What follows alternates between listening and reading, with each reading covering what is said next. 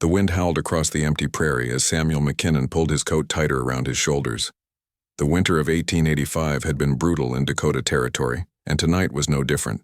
He knocked the snow off his boots before stepping into his small wooden cabin, where his twin brother Thomas was already sitting by the fire.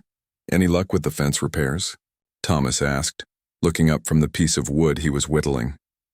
Samuel shook his head and poured himself a cup of coffee from the pot on the stove. "That storm last week damaged more than I thought. We'll need to replace half the posts come spring." The two brothers looked exactly alike. Same dark hair, same green eyes, same weathered hands from years of hard work. At 28 years old, they had been living on adjacent homesteads for 5 years now, each working 160 acres of land they hoped to call their own one day. Thomas set down his knife and looked at his brother. "You know what I was thinking about today while I was fixing the roof?" "What's that?" "Mrs. Henderson in town. She mentioned her niece might be visiting from Minnesota next month." Samuel let out a long sigh. "Tom, we've been through this before. Every woman who comes through this territory takes one look at what we're trying to build here and head straight back east on the next train." It was true. Over the past 3 years, both brothers had tried courting several women. There was the schoolteacher who lasted 2 months before deciding frontier life was too lonely. The merchant's daughter who couldn't handle the harsh winters. The widow from the next county who thought their farms were too small to support a family. "Remember when we tried courting the Peterson sisters?" Thomas said, stirring the fire with a poker. Samuel almost smiled at the memory. "That was a disaster. They couldn't tell us apart, and we kept mixing up which one we were supposed to be talking to. And then they both got mad and said we were playing tricks on them." The brothers sat in comfortable silence for a while, listening to the wind outside. Their cabin was small but sturdy, built with their own hands from lumber they'd hauled from town. 2 beds, a table, some chairs, and a shelf full of books their mother had given them before they headed west. It wasn't much, but it was home. Thomas reached under his bed and pulled out a bottle of whiskey they'd been saving for a special occasion. "I think we need to face facts, Sam. There aren't any women around here who want to marry farmers like us." Samuel watched his brother pour 2 glasses. "So what are you suggesting?" "I've been reading the newspapers from back east. There are advertisements in there. Women looking for husbands, good women who understand what it means to work hard and build something from nothing. Mail-order brides." Samuel had heard about such arrangements but had never seriously considered it. "That seems like a desperate thing to do." "Are we not desperate?" Thomas asked, handing his brother a glass. "Look around, Sam. We're 28 years old. We've got good land, we're healthy, we work hard. But we're living like hermits out here. Don't you want a family? Don't you want someone to share this life with?" Samuel took a sip of whiskey and felt the warmth spread through his chest. His brother was right. They had built something good here, but it felt empty without someone to share it with. He thought about coming home to an empty cabin every night, eating meals alone, having no one to talk to except Thomas. "What would we even say in an advertisement?" Samuel asked. Thomas pulled out a piece of paper from his shirt pocket. "I've been thinking about that. Something honest, but hopeful. Like, hard-working farmer seeks devoted wife for companionship and partnership in building a new life on the frontier." Samuel read the words Thomas had written. They were simple, but true. "You really think a woman would respond to something like this? There are women out there who want adventure, who want to be part of building something new. Women who lost their husbands in the war and need a fresh start. Women who are tired of city life and want something real." The idea was starting to make sense to Samuel. "If we're going to do this, we should probably send our advertisements to different newspapers. We don't want the same woman responding to both of us." Thomas nodded. "I was thinking the same thing. I could send mine to Philadelphia. You could try Boston." "What if no one responds? Then we're no worse off than we are now." "But what if someone does?" Samuel looked around their small cabin again. He could picture it with a woman's touch. Curtains on the windows, maybe some flowers in the summer, the sound of laughter and conversation. He thought about children running around the yard, teaching, his sons how to work the land, watching his daughters grow up strong and independent. "All right," he said finally. "Let's do it." Thomas grinned and raised his glass. "To taking chances. To finding love in unexpected places," Samuel added. They drank their whiskey and spent the rest of the evening working on their advertisements. Samuel wrote about his love for the land and his hope of building a prosperous farm. Thomas focused on the beauty of the prairie and the satisfaction of creating something lasting. Neither brother mentioned that they were twins. They figured it might seem strange to potential wives, and they wanted to present themselves as individuals first. They also agreed to keep their plans secret from each other once they started receiving responses. It would avoid any awkwardness if the same woman somehow contacted both of them. The next morning, they rode into town together. The general store owner, Mr. Patterson, helped them address their envelopes and calculate the postage. "Mail order brides, eh?" Patterson said with a knowing look. "You boys aren't the first to try that around here." The Morrison boy found himself. "A nice wife from Ohio that way." "Did it work out?" Thomas asked. "They've got 3 children now and one of the most successful farms in the county. Of course, you never know what you're going to get when someone steps off that train." Samuel and Thomas exchanged glances. They were both thinking the same thing. Whatever happened, it had to be better than spending another winter alone. As they walked out of the store, Thomas turned to his brother. "You nervous?" "Terrified," Samuel admitted, "but also excited. For the first time in years, it feels like something might actually change. Even if it doesn't work out, at least we tried." "At least we tried," Samuel agreed. They posted their letters that same day. Samuel's advertisement went to the Boston Herald while Thomas sent his to the Philadelphia Inquirer. All they could do now was wait and hope that somewhere in those big eastern cities there were women brave enough to answer their call. The winter seemed longer after that. Every week when they went to town for supplies, they would stop by the post office hoping for a response. For the first 3 weeks, there was nothing. Samuel started to wonder if they had made a mistake, if their advertisements sounded too desperate or too plain. But Thomas remained optimistic. "These things take time, Sam. The letters have to get there, the women have to think about it, write back, and then the responses have to get here. It could be a month or more before we hear anything." As February turned into March, the brothers threw themselves into preparing for spring planting.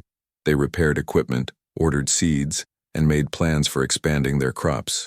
But underneath all their practical concerns, both men were thinking about the same thing. What would happen if someone actually wrote back? March 15, 1885, started like any other day for Samuel and Thomas McKinnon. The snow was finally melting, creating muddy streams that ran between their fields. Samuel was in his barn, checking on his 2 horses, when he heard Thomas calling. His name from outside. "Sam, come quick, Peterson's riding up the path." Samuel stepped out of the barn to see young Billy Peterson from town approaching on horseback, his saddlebags bulging with mail. Billy worked part-time for the post office and often delivered letters to the remote homesteads when he had enough to make the trip worthwhile. "Morning, boys," Billy called out as he dismounted. "Got some mail for you today. Looks like important stuff, too. Fancy paper and all." Thomas tried to keep his voice casual, but Samuel could hear the excitement underneath. "Any idea where they're from?" Billy rifled through his bags and pulled out 2 envelopes. "Let's see here. Samuel McKinnon, 1 letter from Boston. Thomas McKinnon, 1 from Philadelphia." He handed them each their envelope with a knowing grin. "Looks like those advertisements of yours worked." Samuel felt his heart start beating faster as he looked at the envelope in his hands. The paper was indeed nice quality, cream-colored with careful handwriting. His name and address were written in elegant script that suggested education and refinement. "Thanks, Billy," Thomas said, but his eyes were fixed on his own letter. "Appreciate. You riding all the way out here?" "No problem. Good luck, boys." Billy mounted his horse and rode away, leaving the brothers standing in the muddy yard holding their letters. For a moment, neither of them moved. This was the moment they'd been waiting for, hoping for, dreading. What if the women sounded awful? What if they were nothing like what the brothers had imagined? "Well," Thomas said finally, "should we read them?" "I suppose we should," Samuel replied, though his hands were shaking slightly as he opened the envelope. They decided to read their letters separately, Samuel going into his cabin while Thomas stayed outside. Samuel sat down at his small table and carefully unfolded the paper. Inside, "Dear Mr. McKinnon," it began, "I hope this letter finds you in good health and spirits. My name is Margaret O'Sullivan, and I am writing in response to your advertisement in the Boston Herald." Samuel read on, learning that Margaret was 25 years old, originally from Ireland, but living in Boston for the past 8 years. She had been married to a shop owner who died of pneumonia 2 winters ago, leaving her with no children and few prospects. She wrote about her desire for a fresh start, away from the crowded and dirty city. "I am not afraid of hard work," the letter continued. "I have been managing my late husband's shop and understand the value of dedication and perseverance. The idea of life on the frontier, while challenging, appeals to my sense of adventure and my desire to be part of building something meaningful." The letter went on to describe her skills. She could cook, sew, keep accounts, and even help with farm animals, having grown up on a small farm in Ireland before her family immigrated to America. She included a small photograph showing a young woman with dark hair and kind eyes, wearing a simple but neat dress. Samuel read the letter 3 times before he could fully believe it. This woman sounded exactly like what he had hoped for: intelligent, hardworking, and willing to embrace the challenges of frontier life. Meanwhile, outside, Thomas was having a very similar experience with his own letter. His correspondence was from Catherine O'Sullivan of Philadelphia, also 25 and also widowed. Her letter described almost identical circumstances: a husband lost to illness, experience in business, and a desire to start over in the West. "Have always believed that life is meant to be lived fully," Catherine's letter read. "The safety and comfort of city life have begun to feel like a prison. Your description of the Dakota Territory sounds like exactly the kind of place where a person can truly make a difference, where hard work and determination matter more than social connections or family money." Catherine also mentioned her Irish heritage and her practical skills. Her photograph showed a woman who could have been Margaret's sister: the same dark hair, the same intelligent eyes, the same simple but elegant dress. When the brothers finally emerged to compare their letters, they were both grinning from ear to ear. "Well?" Thomas asked. "Any luck?" "Her name is Margaret O'Sullivan," Samuel said, holding up the photograph. "She sounds perfect, Tom. Smart, hard-working, ready for adventure. What about yours?" Thomas showed his own letter and photograph. "Catherine O'Sullivan. Also sounds wonderful. Look at this. She's even from Ireland originally, just like yours, the Yow." Brothers looked at the photographs side by side. The women did look remarkably similar, but they figured that might just be the style of photography, or the fact that they were both Irish.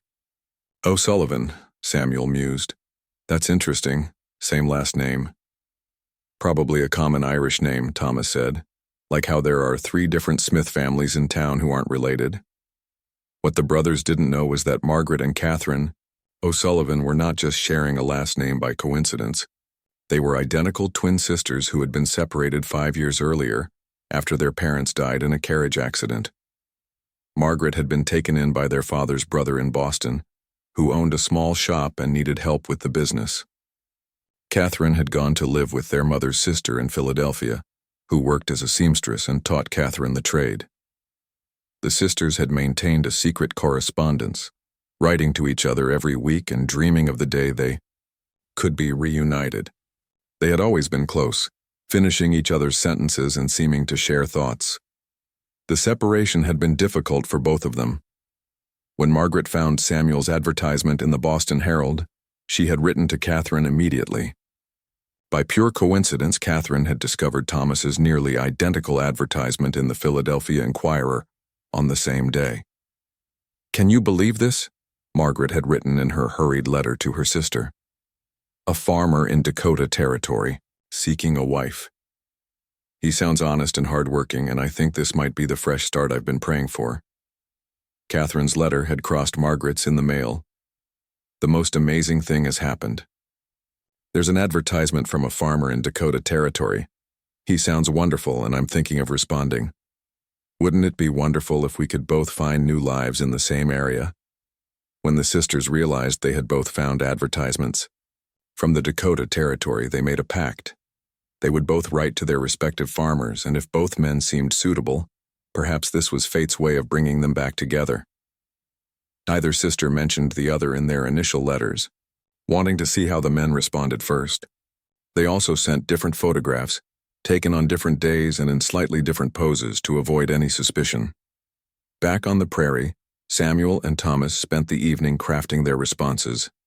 Samuel wrote to Margaret about his hopes for the future, his love of the land, and his desire for a true partnership in both work and life. Thomas wrote to Catherine about the beauty of the sunsets over the grasslands, the satisfaction of seeing crops grow, and the close-knit community of neighbors who helped each other through difficult times. Both brothers were careful to be honest about the hardships of frontier life, the long winters, the unpredictable weather, the hard physical work, and the isolation. They wanted these women to know exactly what they were agreeing to. Over the next 6 weeks, letters flew back and forth between Dakota Territory and the East Coast. Samuel and Margaret exchanged thoughts on everything from religion to farming, techniques to their favorite books. Thomas and Catherine discovered they shared a love of music and poetry, and she sent him a small sketch she had made of the Philadelphia skyline. The brothers were careful not to share too many details with each other about their correspondence, wanting to respect their potential bride's privacy. But both men could see that the other was growing more excited and hopeful with each passing week. "I think she might actually come," Samuel told Thomas one evening as they shared dinner. "Margaret sounds serious about making the journey." "Catherine, too," Thomas replied. "She's already started making arrangements to sell her things and close up her business." Neither brother could have imagined that in Boston and Philadelphia, their future brides were also growing more excited, not just about their potential husbands, but about the possibility of being reunited with each other. "I think this is really going to happen," Margaret wrote to Catherine. "Samuel seems like a good, honest man, and he's been completely straightforward about what life would be like. I'm ready to take the chance." Catherine's response was equally enthusiastic. "Thomas sounds wonderful too. And Margaret, can you believe it? We might actually end up living near each other again. It feels like a miracle." As spring turned towards summer, both couples made their final preparations. The brothers prepared their homes, ordered supplies for the coming harvest, and tried to imagine what it would be like to share their lives with someone new. The sisters made their own preparations, selling their possessions, saying goodbye to their adoptive families, and coordinating their travel plans in secret. They decided to take the same train west, planning to surprise each other when they arrived. None of them had any idea just how much of a surprise was waiting for everyone. October 12, 1885 was the day that would change 4 lives forever. The train from Chicago chugged into Bismarck Station with a loud whistle and a cloud of black smoke. Samuel and Thomas McKinnon stood on the wooden platform, both wearing their best clothes and holding their hats nervously in their hands. Samuel checked his pocket watch for the 10th time. "The train's right on time," he said, though his voice sounded strained. Thomas nodded, smoothing down his hair again. 6 months of letters, and now we're finally going to meet them. They had coordinated the timing so that both Margaret and Catherine would arrive on the same train. It seemed practical. The brothers could meet their brides together, and then everyone could get acquainted before heading out to the homesteads. Other people gathered on the platform as well. Mrs. Henderson from the hotel, curious to see the mail-order brides she'd heard so much about. Mr. Patterson from the general store, along with his wife and daughter. Even old Doc Williams had come to witness what the whole town was calling the most interesting arrival in years. The train wheezed to a stop, steam hissing from its sides. The conductor jumped down and placed a small step for passengers to disembark. Samuel and Thomas moved closer, their hearts beating fast. First came a traveling salesman they recognized from previous visits. Then an elderly couple who looked like they were visiting relatives. Then a young man with a carpet bag who might have been looking for work. And then, simultaneously, 2 identical young women stepped down from the train car. The effect was immediate and stunning. Samuel and Thomas stopped dead in their tracks, their mouths falling open. Margaret and Catherine O'Sullivan stood on the platform, looking exactly alike in every detail. Same height, same dark hair, same green eyes, same heart-shaped face. They were even wearing similar traveling dresses in different shades of blue. But the sisters were equally shocked. They had expected to surprise each other by arriving on the same train. What they hadn't expected was to see two identical men waiting for them. Men who looked so much alike that it was impossible to tell them apart. For a long moment, all four people stood frozen, staring at each other in complete amazement. The other folks on the platform began to notice the situation and started whispering among themselves. "Well, I'll be," Mrs. Henderson murmured. "Twins meeting twins." Margaret was the first to find her voice. "Catherine," she said uncertainly, looking at her sister but glancing at the two identical men. "Margaret," Catherine replied, relief and confusion mixing in her voice. "But how? Who are—" Samuel finally stepped forward, though he wasn't entirely sure which woman he should be addressing. "Are you Margaret O'Sullivan?" Margaret nodded, still staring back and forth between Samuel and Thomas. "And you're Samuel McKinnon?" "I am," Samuel confirmed, then gestured toward his brother. "And this is my twin brother Thomas." Thomas stepped forward as well. "And I've been corresponding with Catherine O'Sullivan." Catherine raised her hand slightly, like a student in a classroom. "That's me. But I don't understand. You're twins?" "Identical. Twins," Thomas confirmed. "And you two are?" "Also identical twins," Margaret finished, starting to laugh despite her confusion. "We're sisters." The crowd on the platform had grown larger, with people coming out of the station building and nearby shops to see what was happening. Someone in the back called out, "Did anyone else know about this?" Samuel and Thomas shook their heads in unison, which made several people in the crowd chuckle. "We had no idea," Samuel said. "I mean, we knew your names were both O'Sullivan, but we figured that was just coincidence." "And we knew you were both farmers in Dakota Territory," Catherine added, "but we never imagined you were brothers, let alone twins." Mrs. Henderson pushed through the crowd with her usual take-charge attitude. "Well, standing here gawking isn't going to solve anything. You folks need to get somewhere private and figure this out proper. Come on over to my hotel. I'll get you some rooms and some coffee, and you can sort through this whole situation." The four young people agreed gratefully. They gathered the sisters' trunks and bags and made their way through the curious crowd toward Henderson's hotel. People followed behind, still talking and pointing. "In 30 years of running this hotel," Mrs. Henderson announced to no one in particular, "I have never seen anything like this."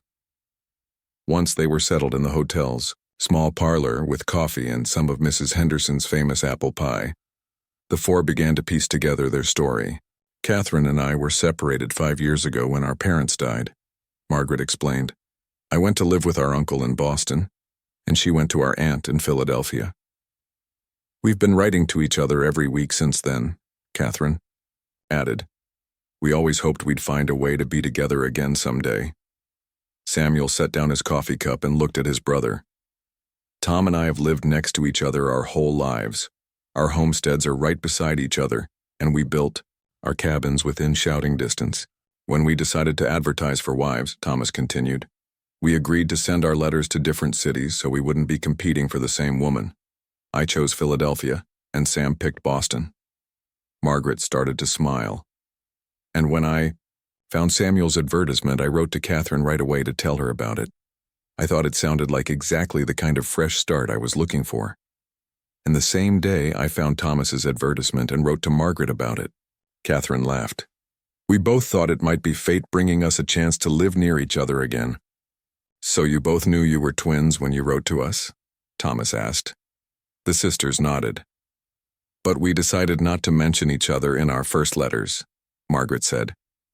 "We wanted to see if you seemed like good men first, and we sent different photographs so you wouldn't suspect." Samuel pulled out the small photograph Margaret had sent him, and Thomas did the same with Catherine's picture. When they held them side by side, the differences were tiny, just the angle of their heads and the style of their hair.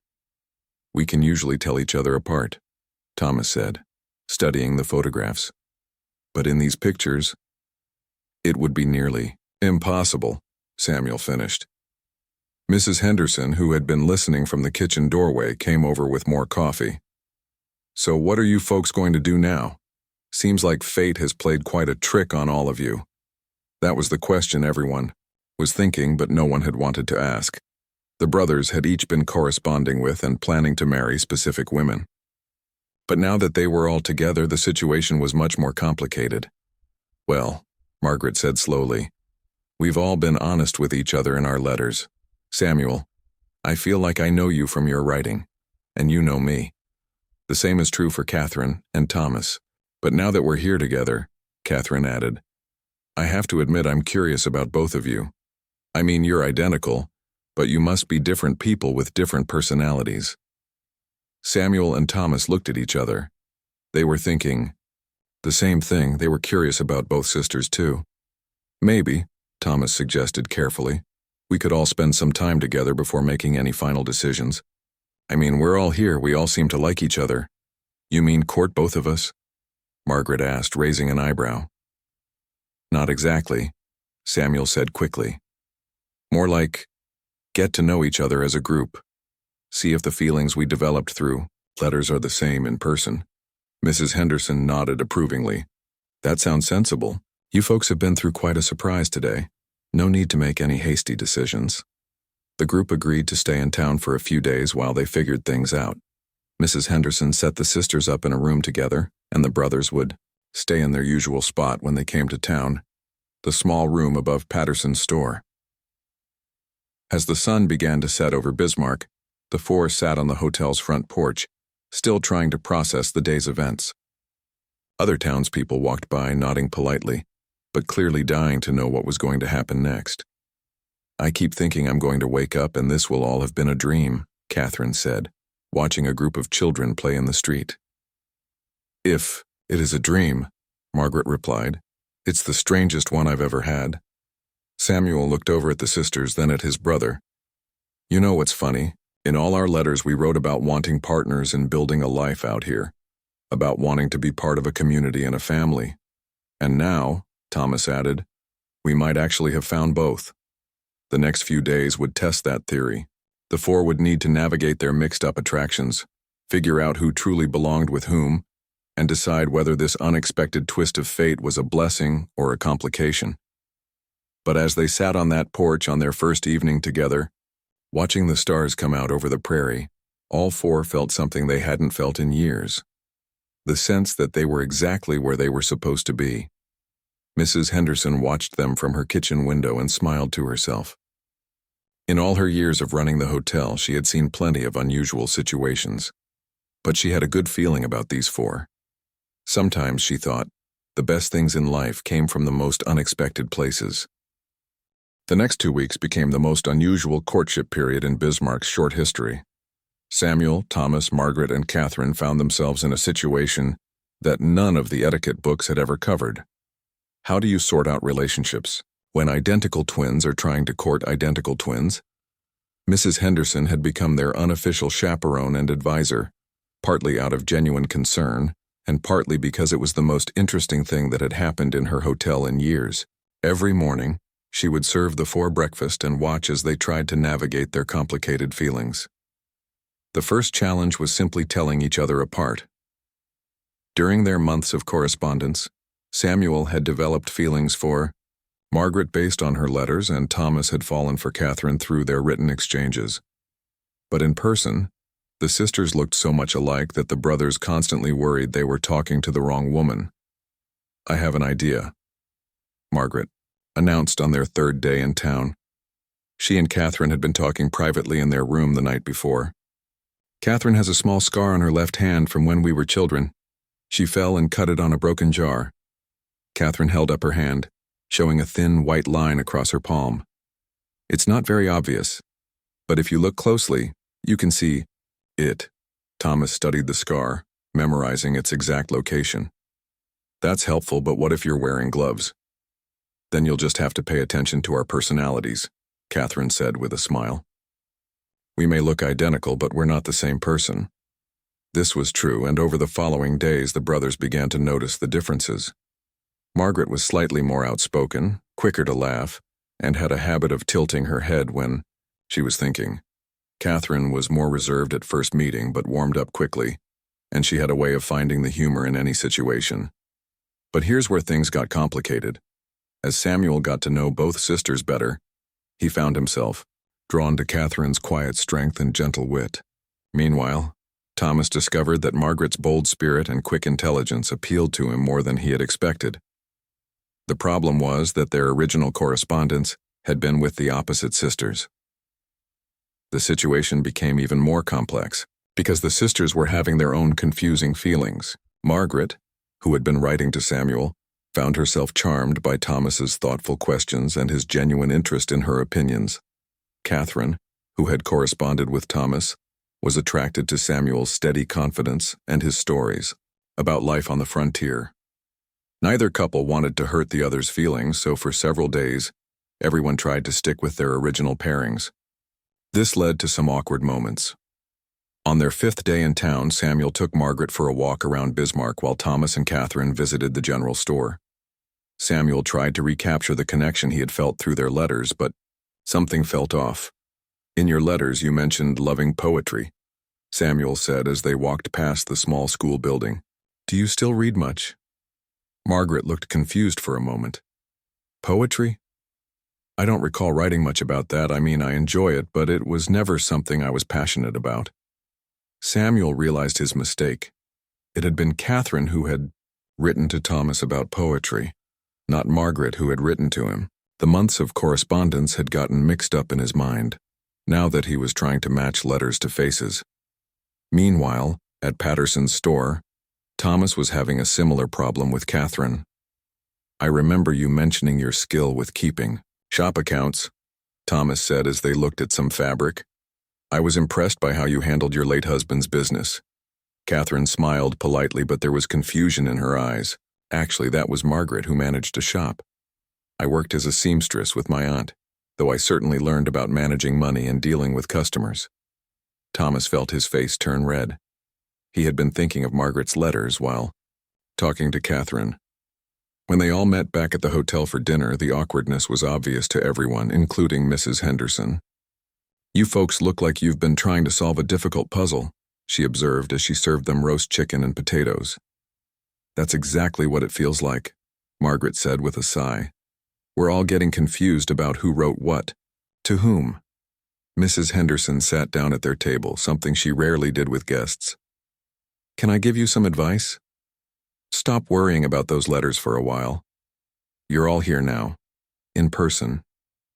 Maybe you should focus on who you are today, not who you were on paper."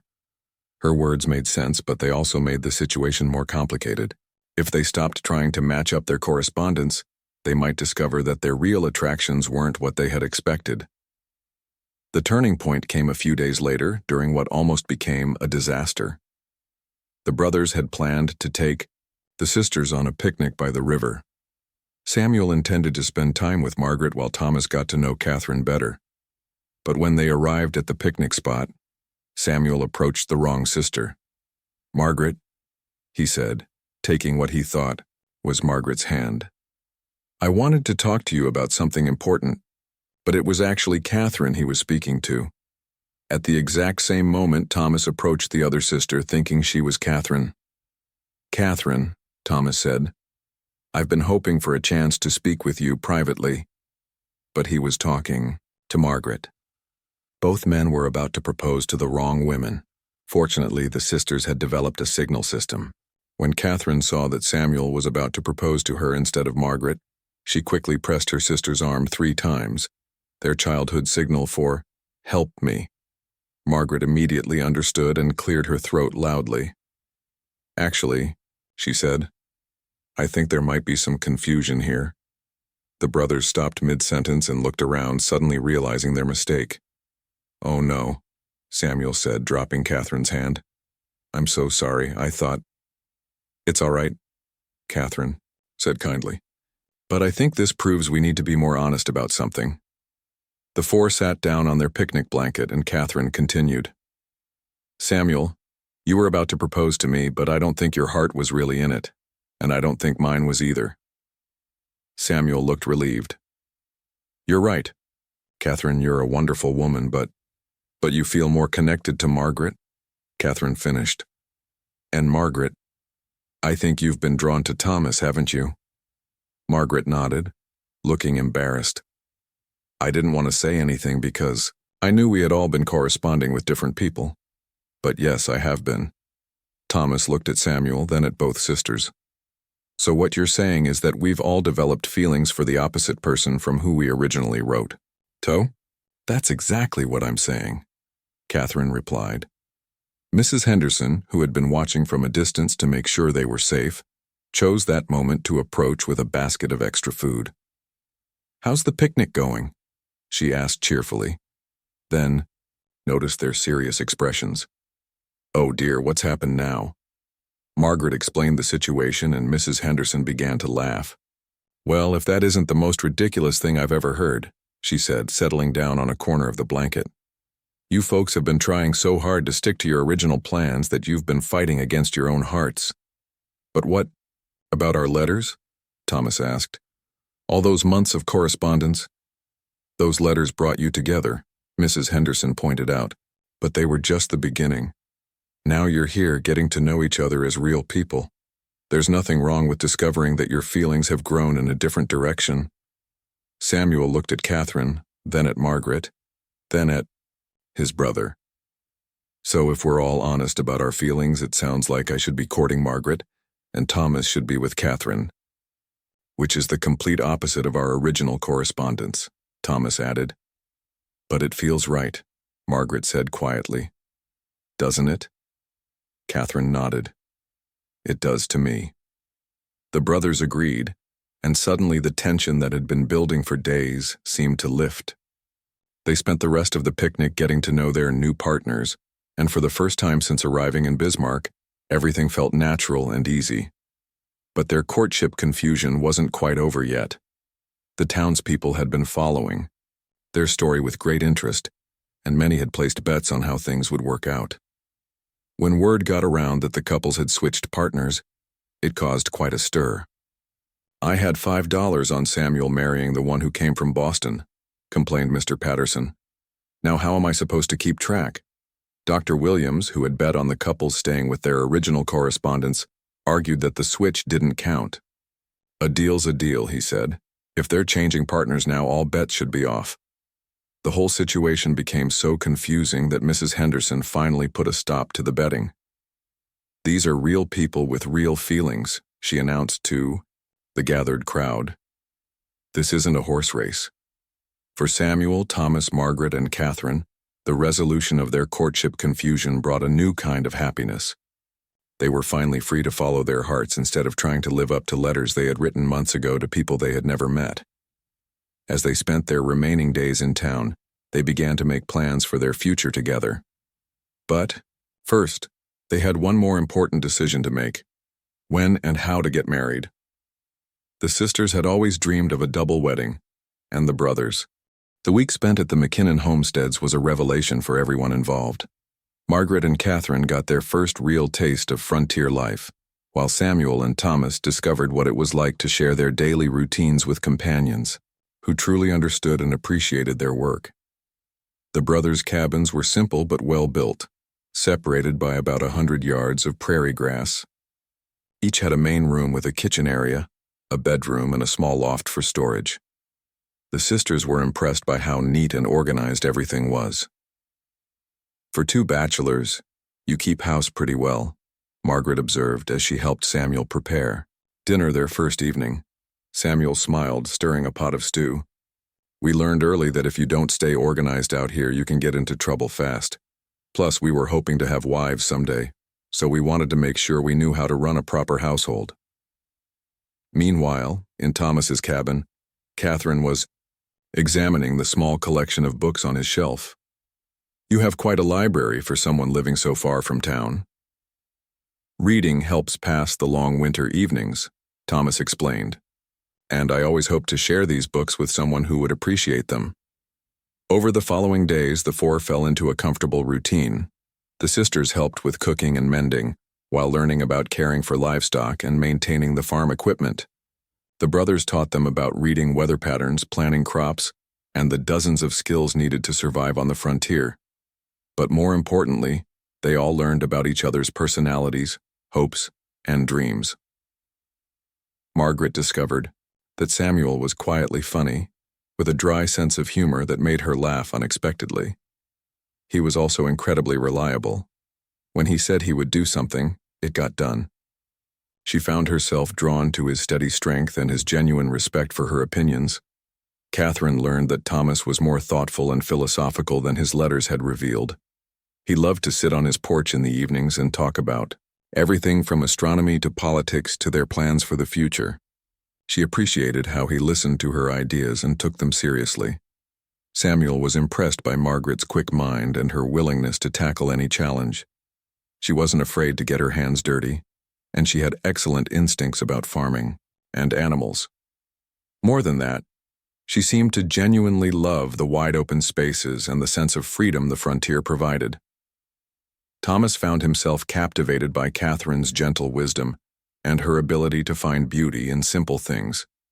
She could spend an hour watching the sunset and find something new to appreciate every time. She also had practical skills that would be invaluable. She could sew, preserve food, and had a natural talent for making their simple cabins feel like homes.